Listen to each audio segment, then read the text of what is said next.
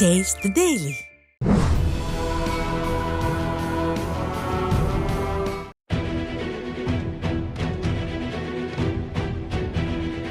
சமீபத்தில் மதுரையில் நடந்து முடிந்த திமுக பொதுக்குழுவில் ஐயோ அம்மா என்று கதறாத குறையாக பொங்கித் தள்ளி இருக்கிறார் முதலமைச்சர் ஸ்டாலின்.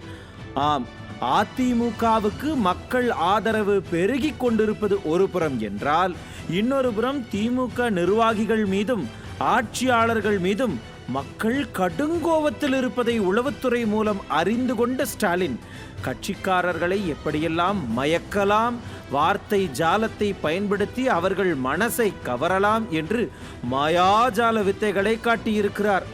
திமுக ஆட்சிக்கு வந்த புதிதில் சென்னையில் நடந்த பொதுக்குழுவில் அவர் பேசியது, இல்லை புலம்பியது எல்லோருக்கும் ஞாபகத்தில் இருக்கும். நாள்தோறும் காலையில நம்மவர்கள் யாரும் எந்த புது பிரச்சனையும் உருவாக்கி இருக்க கூடாது என்று நினைப்போடு தான் நான் கண் விழிக்கிறேன்.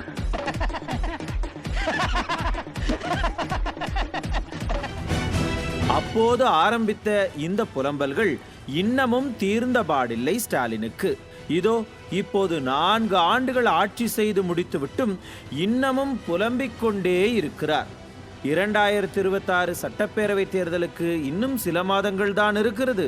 கருத்து கணிப்பு என்ற பெயரில் மக்கள் மனதில் பொய்யை விதைக்க முயற்சிப்பார்கள், சமூக ஊடகங்கள் மூலமும் விதைப்பார்கள். இதையெல்லாம் முறியடிக்க நாம் தயாராக வேண்டும் என்று பேசியிருக்கிறார் திமுகவின் பொதுக்குழுவில்.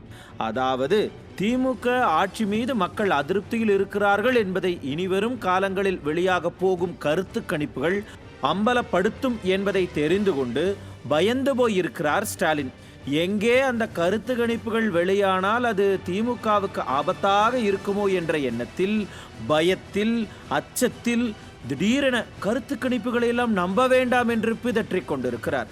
இன்னும் கருத்து கணிப்புகளே எதுவும் வெளியாகாத சூழலில் திடீரென்று கருத்து கணிப்பை நம்பாதீங்க என்று ஏன் அலற வேண்டும் ஸ்டாலின்? காரணம் இருக்கிறது. எல்லாம் கள நிலவரம்தான். செய்தித்தாளை திறந்தாலே கொலை, கொள்ளை, கற்பழிப்பு, பாலியல் வன்கொடுமைகள் தான். செய்தி சேனல்களை திறந்தாலே குற்ற நிகழ்வுகள்.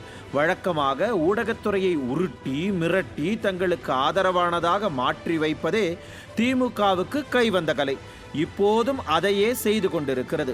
ஆனால் மக்கள் மனங்களை வெளிக்கொண்டு வர தற்போது சமூக வலைதளங்கள் தங்கள் பணியை செவ்வனே செய்வதாலும், நேரடியாக பாதிக்கப்பட்டவர்களே சமூக வலைதளங்களில் வாயிலாக பிரச்சனைகளை வெளிக்கொண்டு வருவதாலும் திமுகவுக்கு மேலும் பல அழுத்தங்கள் ஏற்பட்டிருக்கிறது.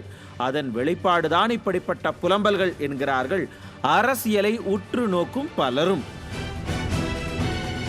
ஆக இன்னமும் ஆரம்பிக்காத கருத்து கணிப்புகளை நம்பாதீர்கள் என்று இப்போதே ஸ்டாலின் பேசத் தொடங்கியிருப்பதை வைத்து பார்க்கும்போது திமுகவின் சரிவை கணிக்க தொடங்கிவிட்டார் ஸ்டாலின் என்பது தெள்ள தெளிவாகிறது. நியூஸ் ஜே செய்திகளுக்காக இணையாசிரியர் மனோஜ்குமார் கோபாலன்.